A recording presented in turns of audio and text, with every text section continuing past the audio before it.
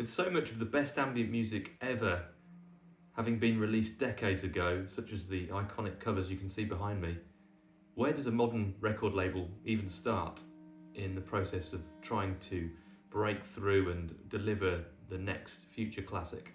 Not only is the music incredible in all of these records, but the design is amazing as well. And I think those two go hand in hand. And so when you run a record label, particularly if you're designing CD and vinyl sleeves, the cover is everything and part of the whole package. Both the sound and the visual aesthetic of all these classic records are very much in my subconscious when I'm curating my own record label, Whitelabrecs. And I thought for this video I would just take you through a little bit of the backstory behind the label and how it's evolved over the years. To recap the story of Whitelabrecs, I'd probably have to go way back, even before I discovered any of the records behind me, to my DJing days in the early to mid 2000s.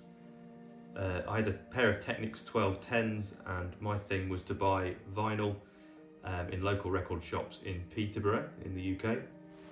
There was one particular shop that would sell a lot of white label bootleg editions from producers that would drop them into the shop. And I used to find them quite fascinating because obviously there's no information on the label or on the jacket, and so it really was pot luck. You couldn't judge a book by a cover, for example. You'd have to stick it on the turntables or perhaps get the store assistant to show you the records on the main decks. And invariably they were not great, but there was some good stuff in there and I'd come away buying a lot of them. I quite liked how a lot of the sleeves would have rubber stamped effects on the label itself, or there'd be sort of writings or things on the sleeve, so it was pretty cool. And then I went about my business being a DJ for quite a few years until 2007 when I discovered ambient music. Between 2007 and 2016 I forged a bit of a taste in ambient music, discovered many of the records that you can see behind me of course, and even tried running my own labels including Audio Gourmet, which is a net label. And then a couple of failed attempts at record labels, which kind of taught me what not to do back then. And then in 2016, I'd come across an idea where I could essentially recreate that old bootleg vinyl edition, but in a CD format instead. So the blank CDs would be rubber stamped, and then included within the sleeve would be a Polaroid photo.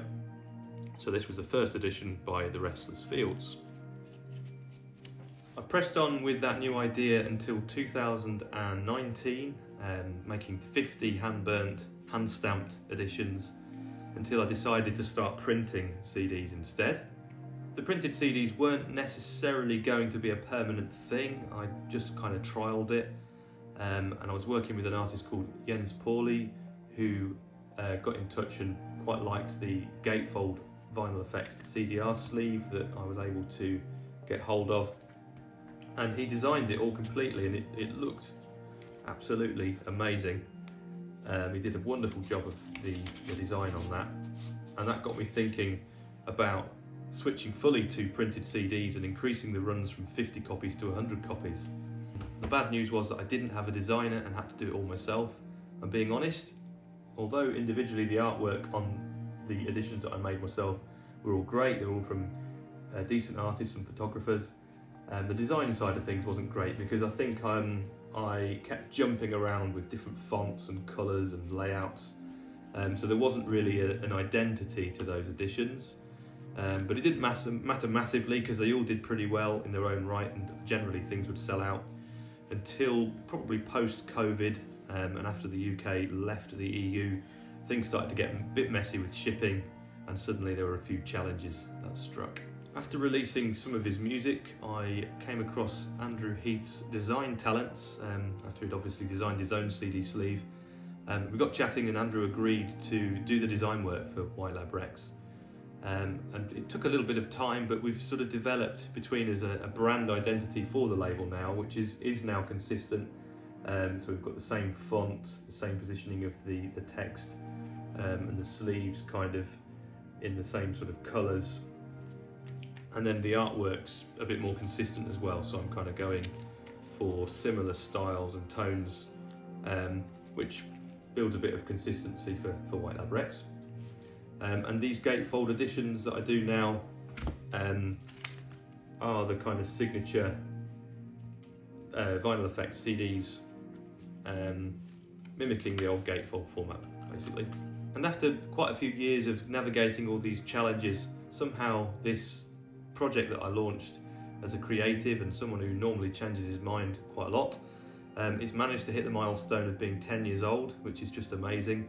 And in the latter stages of that journey, I'm really proud to have come full circle and released my own vinyl as well. I'm not doing this as regularly as I am the CDs. The CDs are still the main thing, but for a label inspired by vinyl, it's wonderful to finally be able to release some of the music on this format. I'm particularly proud of this one. This is a green green vinyl record, which is my favourite colour. And it's a compilation album called Shades, which commemorates 10 years of the label. Of course, I don't think these are ready to sit alongside the other records on the mantelpiece just yet, but who knows, maybe in several decades, perhaps some of these records I'm releasing could become classics, although that's not really the aim. The aim is to just have fun and to share the music with people. So that's a brief overview of the history of Whitelabrecs and the evolution of the packaging styles. You can check out the music for yourself on whitelabrecs.bandcamp.com, or you can join the label's newsletter via the website, so that's whitelabrecs.com. Simply scroll to the bottom of any page on the site and you'll see a sign up form, and you'll also get a free 12-track ambient compilation album as well, and also access to our Inner Echo community.